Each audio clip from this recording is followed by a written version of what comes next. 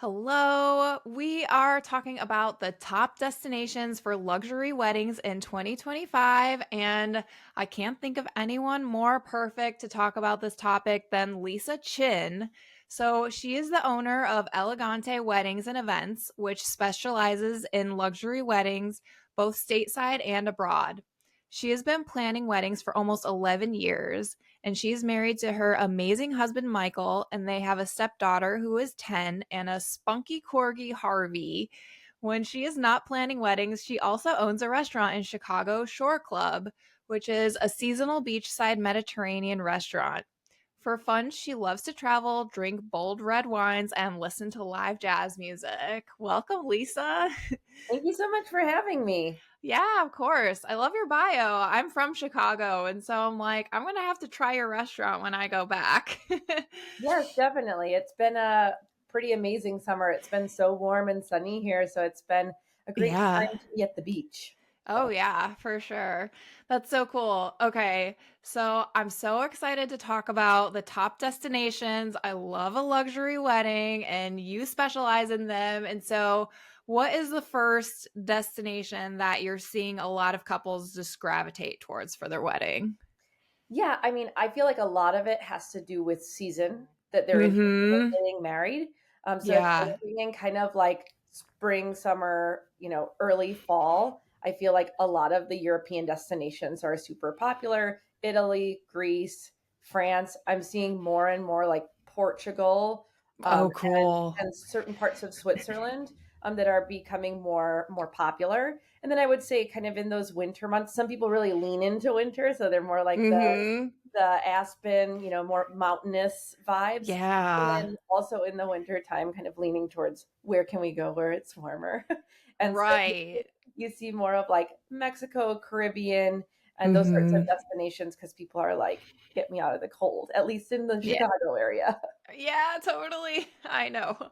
I get that. Yeah, now living in Nashville, I mean, I got married in Chicago too. And so, yeah, like living in Nashville, weddings are so different, even just from Chicago weddings. So I can't even imagine like how different they would be like going to another country and just the different cultural customs and things. And so, yeah, I saw on your Instagram that Switzerland wedding was just like, oh my gosh, to die for. Like that venue with the view in the back with like the lake. It was just like, oh my gosh, gorgeous. You'll have Well, to check it out. Go to her Instagram.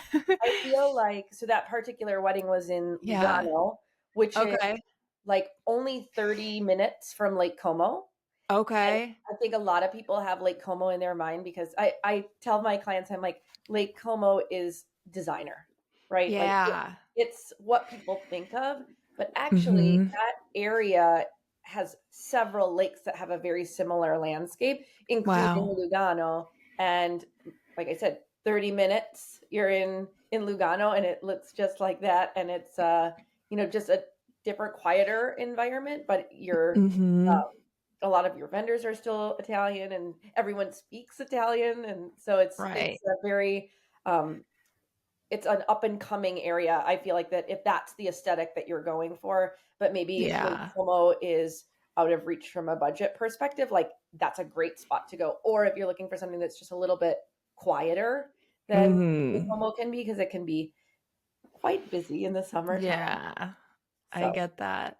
That is such a good tip. Yeah, to not just focus on like the main city and like the main thoroughfares of like where you've seen a lot of these weddings online and doing research of where you want to go. Like there could be like this hidden gem that's just like you said 30 minutes away and maybe there is a little bit of a price difference because it's not on this main lake or this main wedding venue that you've seen online that like everyone's getting married at. And I also think that makes your wedding like so much more unique and more true to who you guys are as a couple too, that you're going somewhere that like maybe not a lot of other people have gone before well, and I traveling. also think with travel, at least in my experience at this point, a lot of people have traveled internationally, like of these, Mm-hmm.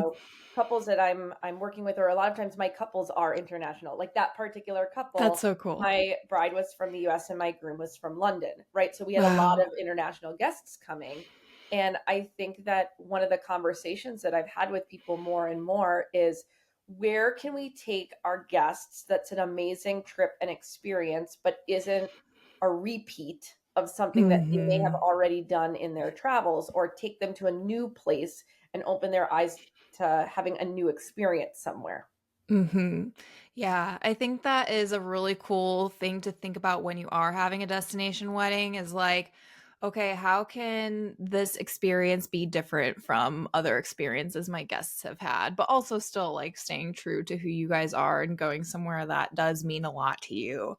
Um, okay, can you like tell us some of your favorite, I guess, destinations or locations from the ones that you mentioned, like Italy, Portugal? Like, what are some that are just like, wow, besides that, like Switzerland? Yeah, I mean, I personally have been to Italy over 70 times at this point. So, Whoa, no so way. yeah, You're between basically an Italian citizen. yeah, I'm literally flying there in a couple days. So, uh, Nice. in the month of September, which when this goes live, it will be. The chances of me being in Italy are very high. I think I'm back in the States for maybe like 7 days collectively for Whoa, no that month. way. It's a very popular month in Hmm. Italy, and so for me, I have had the opportunity to travel to Italy a lot, but all different regions, and I think like Hmm. that has been so cool for me along my journey. I used to live in Italy in the region of Umbria. I lived in the city of Perugia, Cool. and Wow. that's kind of what made me fall in love with that area. And it's taken me back so many times, and even within Umbria, like when I've had weddings, I've gotten the opportunity to go to different cities or venues that aren't city centers, right? Like castles and villas and borgos, Hmm. and just totally different experiences than what I had when as like a traveler, right? Hmm. From working on the wedding. So I'm a little biased to Italy because I'm obsessed with it. But and then Right. from there, I've had the opportunity. Like I was in Greece last year, in the Athens area, about 30 minutes north of the city center of Athens, and again, just like places that blow your mind, that you're like, wow, like it was it was just more than I even could have imagined it to be. And Wow. Portugal is a really big up and coming area for weddings because they have so many places that have been um, purchased and refurbished over these past several years that are historical places, like monasteries and villas and castles that are now becoming hospitality experiences. So you see them more and more and more out there. I think Yeah. like that's a big spot that is going to continue to grow and be more Hmm. present in the luxury wedding market. And then, I mean, everyone loves a good beach. So Oh yeah. Tulum has Yes. been a big spot for Oh people. yeah. There's a lot of growth in that area. New airport opened last year, so it's become more and more popular. That kind of like jungle disco vibe that you are starting to Hmm. see a lot more. That's so fun. Yeah, I know my parents like honeymooned in Mexico, and I think they visited Tulum like for one day, but this was like almost 40 years ago, and they were like there was nothing there, and they're like now they hear about everybody going back to Tulum, and they're like people are going to Tulum, and I'm like yeah, because it's so built up now. There's you have a 40-year difference here. Like there, that is like one of the biggest places to go right now is in I Mexico, mean, in Tulum. even before the airport, it was just hard to get to. Yeah. Like, it was Uh-huh. it was cool and it was built up and it was definitely like a vibe, but it was still like almost 2 hours from the Cancun airport. So when you're Hmm. traveling that far, it's like the new airport being there is a total game changer. We were just there at the end of July, visiting a property that does destination weddings, and we were kind of exploring it. And Hmm. you know the difference of it taking 45-50 minutes to get to and from the airport is just a game changer Yeah. for their wedding market, because just even for the guests it was a big undertaking to get there. Wow. Yeah, for sure. Yeah, that does help to have an airport close by, especially just for the comfort level of some guests. Like, they might not feel as comfortable like driving for far distance after they've already been in a plane for however long. And, I think that helps put the ease out there for them. Um, yeah, I think that's so cool. And what else was I gonna say?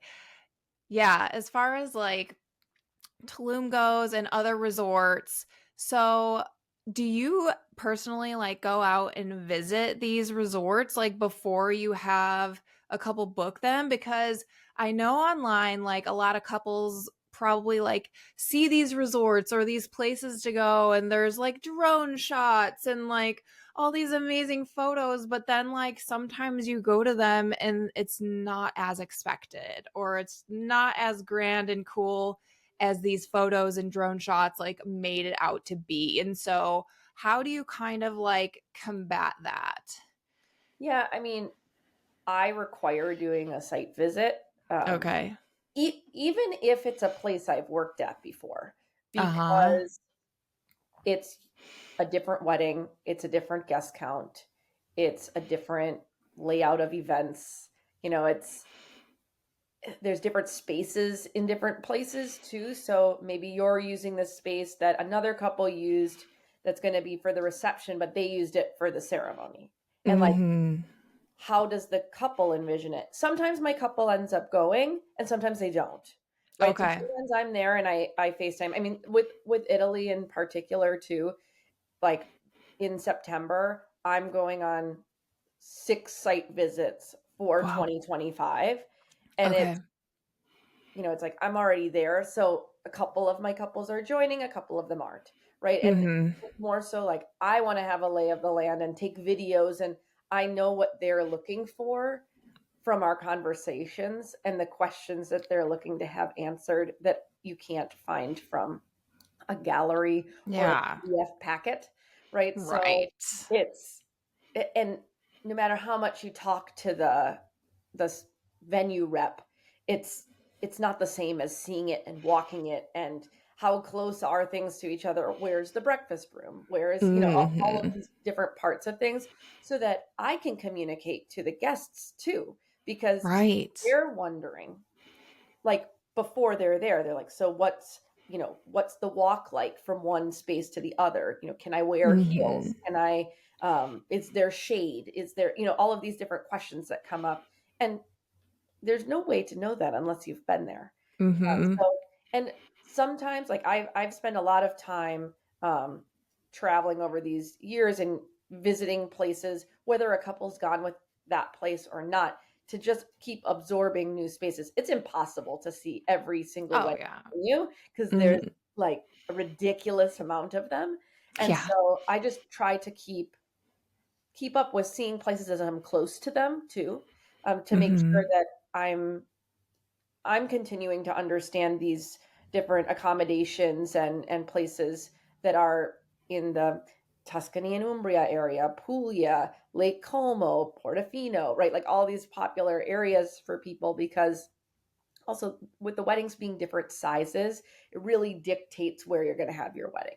Mhm. Yeah, for sure. That's super helpful. And to have you as that point of contact who you're trusted, you've done so many destination weddings before, and like you have so many standards that you uphold as far as like what is good and what is not good, like in finding a venue. And so I think to have that trust and that the couples trust you if they are unable to go out there themselves, that you can really communicate, you can FaceTime, and you can really say all these, different things that like not it's not always communicated by the venues. Like you said, the distance between things, if there's transportation, is there shade, all of these things. And so I think that's so important that you're going there and just really making sure that it's going to be a great experience, not just for the couple, but for all the guests as well, because they're making a, a big time commitment, a big trip, a big chunk of money for even just guests to go out there. And so you want to make sure that it lives up to, what the hype is really.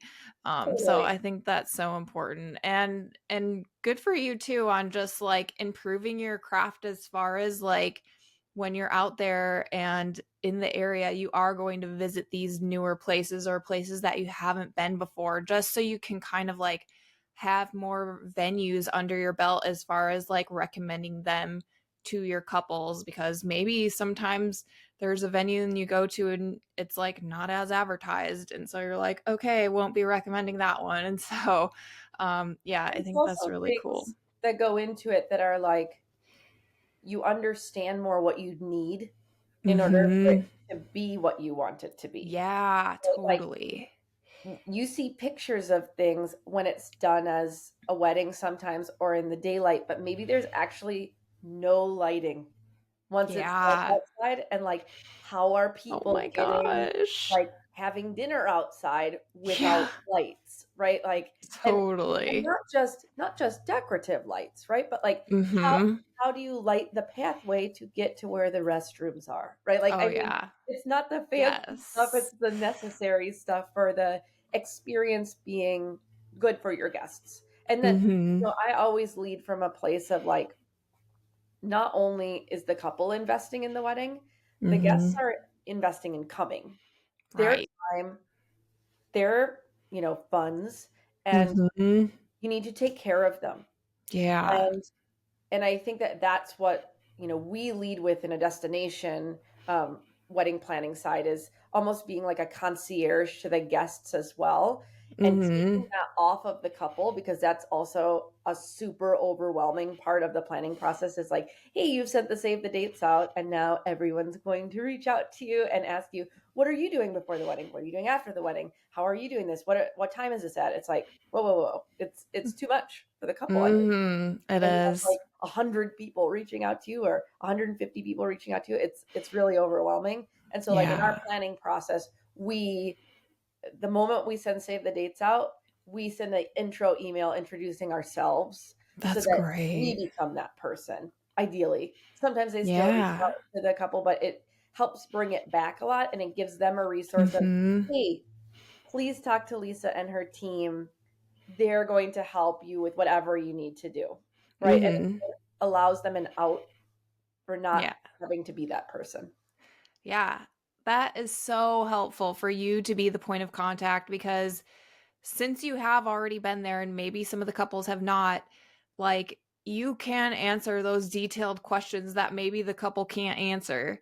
And Yeah. so that's super helpful. And yeah, with a destination wedding, I do feel like that is an added stress point for a couple getting married, because they have to, be answering all of these questions, like you said, but for them to kind of just like have that taken off of their plate from you and your team is so helpful, gives them more peace of mind.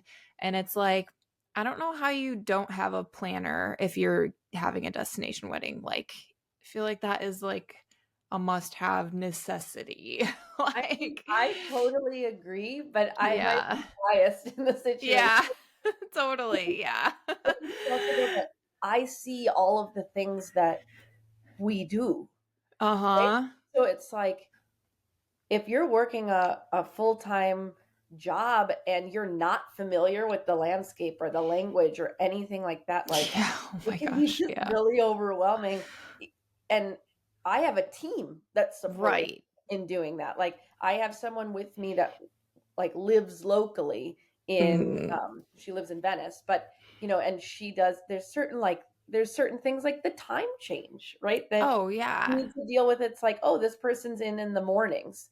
Well, Mhm. either someone's, staying up or getting up at like, 1 o'clock, 2 o'clock in the morning to make that phone call, or Yeah. me being able to lean on someone from my team that's on that same time zone, right? Like it makes a Oh big my difference. gosh. A world of difference. Yeah, that was one of my questions, was like, what do you do about the language barriers and the time differences and just like all the different like cultural customs? Like, do people even answer emails on time, or do they wait weeks and weeks? Like, how can you speak to any of that?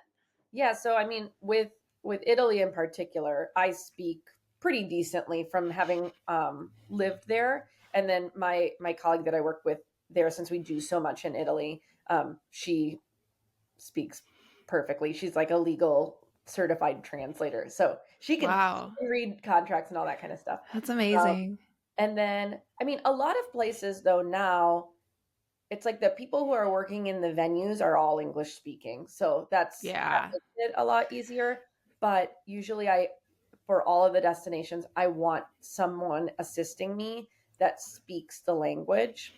And I've been, lucky enough to have found people through the industry that are local that again, if even though I'm the lead, I'm bringing someone in France who speaks French and English Mhm. with in Greece, right? Like I also think that there's a big difference between your point of contact from a sales perspective and who is actually working the event and setting it up with you, right? Oh, Those are different 100%. people, and you need someone who speaks the language. Mhm.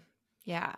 That's so helpful. Yeah, for you to make that point of like your point of contact versus who's doing sales versus who's going to be there on the wedding day, that's so important to make those lines clear. And even if you're getting married in the States, like, I mean, a lot of times it's kind of assumed that the person you've been talking to will be there on your day, but a lot of times they're not. And so that is definitely something to double check with your venue. Yeah, So and I think important. a lot of times that person is there, but Yeah. they're not I mean, they're not really running the entirety of the event. They might be there for the Mhm. setup portion of things, and Mhm. then someone else from their team is remaining there as kind of the operator of the event. Mhm. And so it's important to have, I mean, stateside that everybody's on the same page, but abroad that you have someone who can communicate in the Mhm. language. I mean, it's just, Oh to me, yeah. it's fundamentally important for it Yeah. to be successful and also for me to be able to communicate my expectation so that Mhm. it can be a good collaborative process and not one of struggle and trying to interpret each other. Mhm. Yeah. Totally. Um, so before we got on this call, you said that a lot of the destinations you're seeing are also in the States, like just different places that, people may not have been to or like unexpected places that people are getting married. Can you name some of those that you're excited about? Yeah, so at least for me right now, I'm planning in Miami, in the Naples Okay. area, the Los Angeles area, Napa, right? So Ooh, yeah. there's I just did one that was in upstate New York and kind of a mix of like places that were important to people, like maybe they went there like vacationing when they were a child, or maybe it was an important place for them as like a couple of somewhere that they would go to, and then some that are like a family home that's somewhere else, and so it's been kind of a mix. And I've also done quite a few destination weddings where it's just become like we want to do it in the States, but our families and friends are literally all over the place, that we want it to be not in either one of our hometowns so that it's equal for everybody Mm-hmm. in terms of travel. And people are wanting to make their weddings a multi-day experience. Oh, yeah. Like Mm-hmm. welcome parties are having their moment right now. And I Oh, yeah. continue to, but it's just, that's a place that can be, just as fun, but a little bit Mm-hmm. more like creative, laid back. It can sometimes have more of like a theme. And Mm-hmm. the wedding maybe is the more formal of the events. And I think Mm-hmm. people are having a lot of fun with that. And it just gives them Yeah. an opportunity to actually spend time with people. I think that's a big part of like wedding day is, and I'm not saying that you don't get to spend time with people, but it's like little snippets, right? Mm-hmm. Yeah. Desire to extend the wedding experience is, hey, if everybody's coming and traveling in, we want to actually be able to have meaningful catch up conversations with them and we want our friends and family to all kind of co-mingle together, not be like, oh, my college friends are at table 11 and my high school friends Right. are at table 12, and then they stay in their little pod, right? Yeah. Destination wedding is, let's merge all those people and they create their own relationships and experience this place together. And I think that that's Hmm. a different mindset that a lot of people are embracing right now. Hmm. Yeah, I think that is really cool because in a destination wedding, you're most likely staying at the same resort or hotel as everyone else who is at that wedding. And there are more wedding events built around the wedding, as far as like, doing the welcome party, doing like a brunch or something the next day. And, so I think that is a cool goal that is becoming more of a trend, that people want everybody to intermingle and mix and get to know each other, just from the different stages and ages of their lives. And so I think that's a really cool thing. Um, so, can you name like any of the weddings or situations within a wedding that have like really stuck out to you, or like something that a couple of yours did that was like super unique? Okay, so that wedding that I just did in Switzerland. Yeah, So originally we were looking for a cigar roller. I'm just that's using a couple of fun. examples, right? So we want to have a Yeah. cigar rolling station, and ultimately, like, we just couldn't find anyone locally who did it. I think it's much more popular here in the States Yeah, than it is here. totally. And Yeah. but we did find, it's called a catador, which I had never heard of previously, Oh, and it's like a okay. sommelier of cigars. No So way.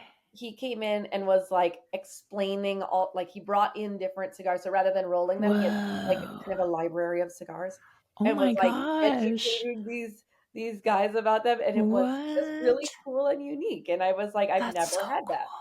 So cool. that was Wow. cool.